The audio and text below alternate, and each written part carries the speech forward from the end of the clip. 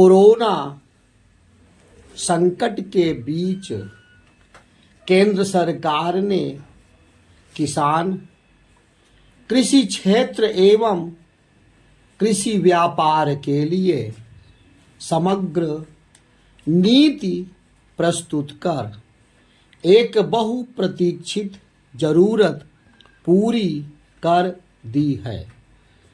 कृषि क्षेत्र में नीतियां पहले भी बनती रही हैं, सुधार पहले भी होते रहे हैं, लेकिन वे सभी समस्याओं का एक साथ निराकरण करने वाले नहीं होते थे। अब आवश्यक वस्तु अधिनियम एपीएमसी एक्ट और agriculture produce price and quality assurance जैसे नियमों में सुधार के साथ पशुपालन, डेयरी, मछली पालन, खाद्य प्रसंस्करण जैसे कृषि के सह उद्यमों के लिए वित्त पोषण की व्यवस्था कर कृषि क्षेत्र के पंख लगाने का काम किया गया है। यदि इन सुधारों का पारदर्शिता के साथ सही उपयोग किया जा सके तो न सिर्फ किसानों की आय दोगुनी करने का सपना पूरा हो सकता है, बल्कि कृषि क्षेत्र में भारत दुनिया के साथ कदम ताल भी कर सकता है।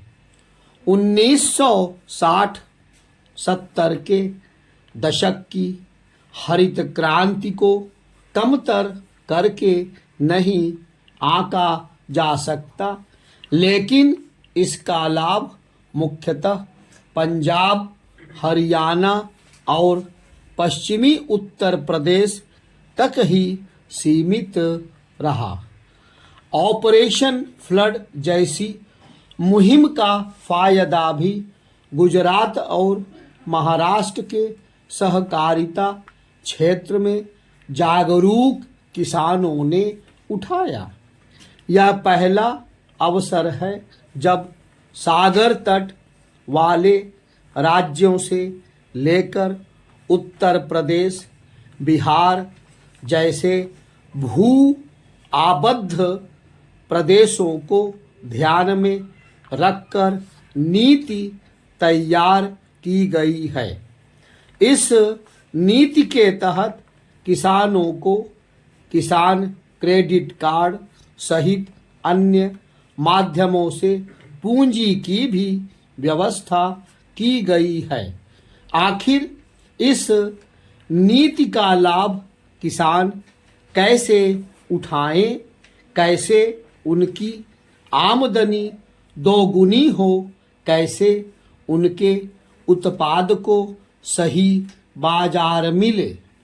कृषि उत्पादों के निर्यात में भारत कैसे वैश्विक प्रतियोगिता में ठहर सके, इन सभी सवालों का जवाब एक ही है कि अब राज्यों को कमर कसनी होगी।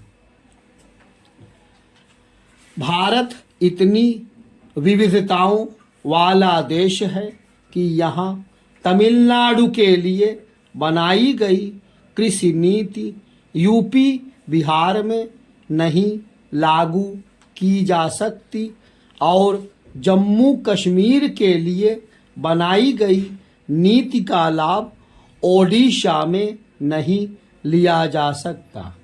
यूरोपियन यूनियन के देशों की तरह हमारे हर राज्य को अपनी भौगोलिक स्थिति, मिट्टी, जलवायु एवं वहाँ पैदा होने वाली अच्छी फसलों के आधार पर अपनी रणनीति तैयार करनी होगी। जरूरी नहीं कि लासल गांव जैसा प्याज, भुसावल जैसा केला और गुंटूर जैसी मिर्च दूसरे राज्यों में भी पैदा हो सके। इसी तरह जरूरी नहीं कि पंजाब, हरियाणा और मध्य प्रदेश जैसा गेहूं बाकी राज्यों में भी पैदा होता हो। भारत में 7-8 राज्य गेहूं उपजाते हैं, बाकी खाते हैं। करीब 10 राज्य धान उपजाते हैं, बाकी खाते हैं। इसलिए सभी राज्यों को अपने किसानों को उनकी ज़रूरत के अनुरूप तैयार करना होगा और उन्हें संसाधन एवं तकनीक उपलब्ध करानी होगी। इसके बाद बाकी काम किसान खुद ही कर लेगा। मध्यस्थों की बाध्यता खत्म होने के बाद एक राज्य का किसान दूसरे राज्य के व्यापारी से सीधे सौदा तय कर अपना माल वहां भेज सकता है। अक्सर देखा जाता है कि जब देश के एक अन्य हिस्से में किसानों को आलू फेंकना पड़ता है, तब उसी दौरान दूसरे हिस्से में वह महंगे दामों पर बिक रहा होता है। नई नीतियां लागू होने के बाद ऐसी स्थिति से बचा जा सकता है। जब किसानों की आमदनी दोगुनी करने की बात होती है तो हमारा ध्यान सिर्फ उपज का मूल्य बढ़ाने पर जाता है। सिर्फ मूल्य बढ़ने से हम वैश्विक प्रतियोगिता में नहीं ठहर पाएंगे। हमें फसल का लागत मूल्य कम करना होगा, बेहतर बीज का उपयोग कर उपज बढ़ानी होगी, लॉजिस्टिक्स लागत कम करनी होगी, खेत से ग्राहक के हाथ तक जाने का समय घटाने के साथ इस दौरान होने वाली उपज की बर्बादी भी रोकनी होगी। आज भारत में सप्लाई चेन लागत ही 14-15% है, जबकि वैश्विक औसत 7-8% है। अभी किसान अपने खेत से माल लादकर मंडी ले जाता है। मंडी में थोक व्यापारी से खुदरा व्यापारी के हाथ और फिर ग्राहक तक पहुंचता है। इतनी लंबी श्रृंखला में उपज और समय की बर्बादी के साथ लागत भी कदम दर कदम बढ़ती ही जाती है। इसका नुकसान किसान को ही उठाना पड़ता है। भारत में अनाज, सब्जी, दूध और मछली पालन मिलाकर करीब 26 लाख करोड़ रुपए की ग्रामीण अर्थव्यवस्था है। वन एवं वनोपज मिलाकर यह करीब 29 लाख करोड़ की हो जाती है। यह कीमत सिर्फ कच्चे माल की है। यदि इसमें होने वाली बर्बादी ही रोक ली जाए तो 1.5 से 2 लाख करोड़ रुपए का सीधा लाभ किसान को हो सकता है। किसान के कच्चे माल का जितना वैल्यू एडिशन किया जा सके उसका लाभ ग्राहक से लेकर किसान तक को देने के साथ भारत वैश्विक बाजार में प्रतियोगिता भी कर सकता है। एपीएमसी एक्ट में सुधार के बाद निजी क्षेत्र की कई कंपनियां सीधे किसान से जुड़ सकेंगी। वे ग्रामीण इलाकों में अपना ढांचा खड़ा करेंगी, गोदाम एवं कोल्ड स्टोर बनाएंगी। छोटी जोत वाले कई किसानों को जोड़कर क्लस्टर तैयार करेंगी। उन्हें तकनीक और नई तरह के बीज उपलब्ध कराएंगी। किसान बाजार की जरूरत के हिसाब से उत्पादन करेगा तो उसे उसकी उपज का सही मूल्य मिलने की गारंटी होगी। तैयार उपज की शॉर्टिंग, ग्रेडिंग करके उसे वैश्विक बाजार के स्तर पर लाया जाएगा। जब ग्रामीण क्षेत्रों में ये गतिविधियां बढ़ेंगी तो वहां निवेश बढ़ेगा और नए रोजगार पैदा होंगे। केंद्र सरकार की ओर से खेती के अलावा पशुपालन, मछली पालन, मधुमक्खी पालन जैसे जिन सह उद्यमों के लिए मदद की घोषणा की गई है, उन्हें यदि राज्य सरकारें पारदर्शी तरीके से लागू करा सकें तो ग्रामीण क्षेत्रों में पंचायत, ब्लॉक से लेकर जिला स्तर तक कृषि संबंधी उद्यम खड़े हो सकते हैं।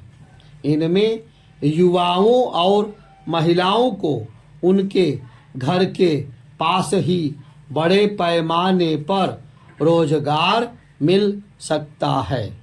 खास बात यह कि ये उद्यम अधिक निवेश वाले नहीं होंगे।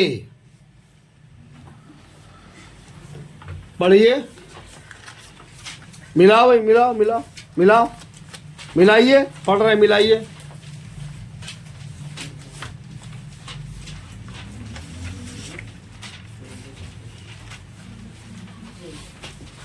कोरोना संकट के बीच केंद्र सरकार ने किसान, कृषि क्षेत्र एवं कृषि व्यापार के लिए समग्र नीति प्रस्तुत कर एक बहुप्रतीक्षित जरूरत पूरी कर दी है। कृषि क्षेत्र में नीतियां पहले भी बनती रही हैं, सुधार पहले भी होते रहे हैं, लेकिन वे सभी समस्याओं का एक साथ निराकरण करने वाले नहीं होते थे। अब आवश्यक वस्तु अधिनियम, एपीएमसी एक्ट और एग्रीकल्चर प्रोड्यूस प्राइस एवं क्वालिटी एश्योरेंस जैसे नियमों में सुधार के साथ पशुपालन, डेयरी, मछली पालन, खाद्य प्रसंस्करण जैसे कृषि के सह उद्यमों के लिए वित्त पोषण की व्यवस्था कृषि क्षेत्र के पंख लगाने का काम किया गया है। चेंज, यदि इन सुधारों का पारदर्शिता के साथ सही उपयोग किया जा सके तो न सिर्फ किसानों की आय दोगुनी करने का सपना पूरा हो सकता है, बल्कि कृषि क्षेत्र में भारत दुनिया के साथ कदम ताल भी कर सकता है। 1960-70 के दशक की हरित क्रांति को कमतर करके नहीं आंका जा सकता, लेकिन इसका लाभ मुख्यतः पंजाब, हरियाणा और पश्चिमी उत्तर प्रदेश तक ही सीमित रहा। ऑपरेशन फ्लड जैसी मुहिम का फायदा भी गुजरात और महाराष्ट्र के सहकारिता क्षेत्र में जागरूक किसानों ने उठाया। यह पहला अवसर है जब सागर तट वाले राज्यों से लेकर उत्तर प्रदेश, बिहार जैसे भू आबद्ध प्रदेशों को ध्यान में रखकर नीति तैयार की गई है। इस नीति के तहत किसानों को किसान क्रेडिट कार्ड सहित अन्य माध्यमों से पूंजी की भी व्यवस्था की गई है। आखिर इस नीति का लाभ किसान कैसे उठाएं, कैसे उनकी आमदनी दोगुनी हो, कैसे उनके उत्पाद को सही बाजार मिले, क्या कृषि उत्पादों के निर्यात में भारत कैसे वैश्विक प्रतियोगिता में ठहर सके। इन सभी सवालों का जवाब एक ही है कि अब राज्यों को कमर कसनी होगी। चेंज। भारत इतनी विविधता वाला देश है कि यहाँ तमिलनाडु के लिए बनाई गई कृषि नीति यूपी बिहार में नहीं लागू की जा सकती और जम्मू कश्मीर के लिए बनाई गई नीति का लाभ ओडिशा में नहीं लिया जा सकता। यूरोपियन यूनियन के देशों की तरह हमारे हर राज्य को अपनी भौगोलिक स्थिति, मिट्टी, जलवायु एवं वहां पैदा होने वाली अच्छी फसलों के आधार पर अपनी रणनीति तैयार करनी होगी। जरूरी नहीं कि लासल गांव जैसा प्याज, भुसावल जैसा केला और गुंटूर जैसी मिर्च दूसरे राज्यों में भी पैदा हो सके।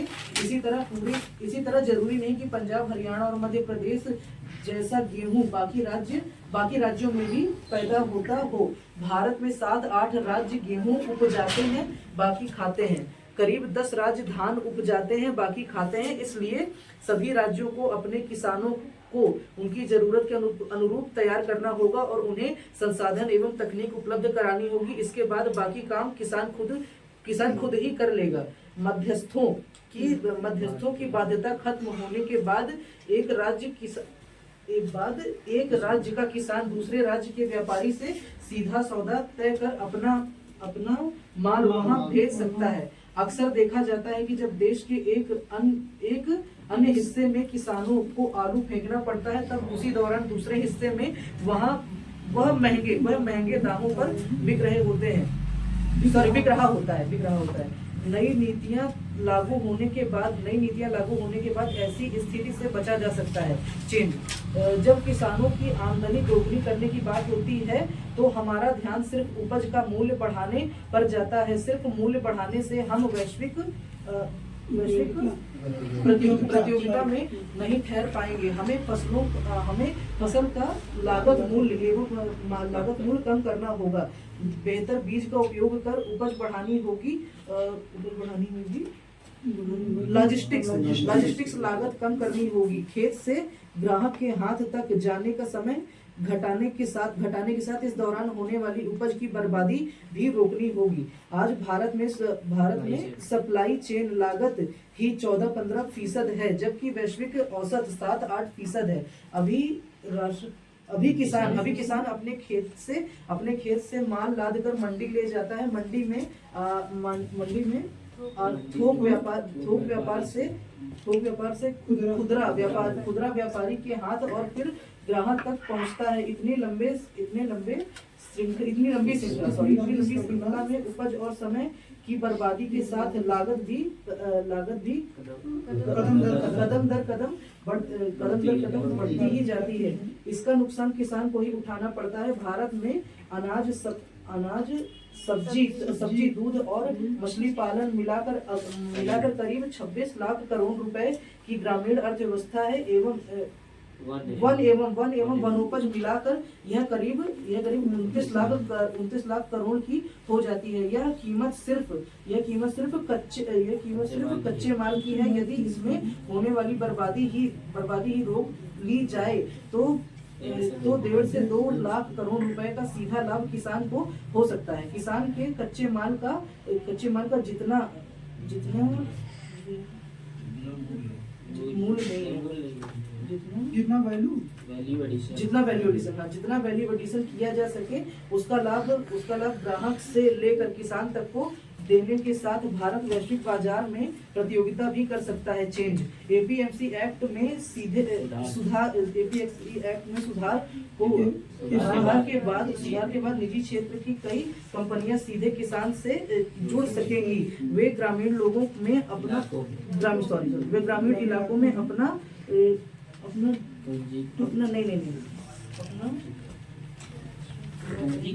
पूंजी नहीं ढांचा है, अपना ढांचा खड़ा करेंगी। कदम गोदाम एवं कोल्ड स्टोर है ना, गोदाम एवं कोल्ड स्टोर बनाएंगी।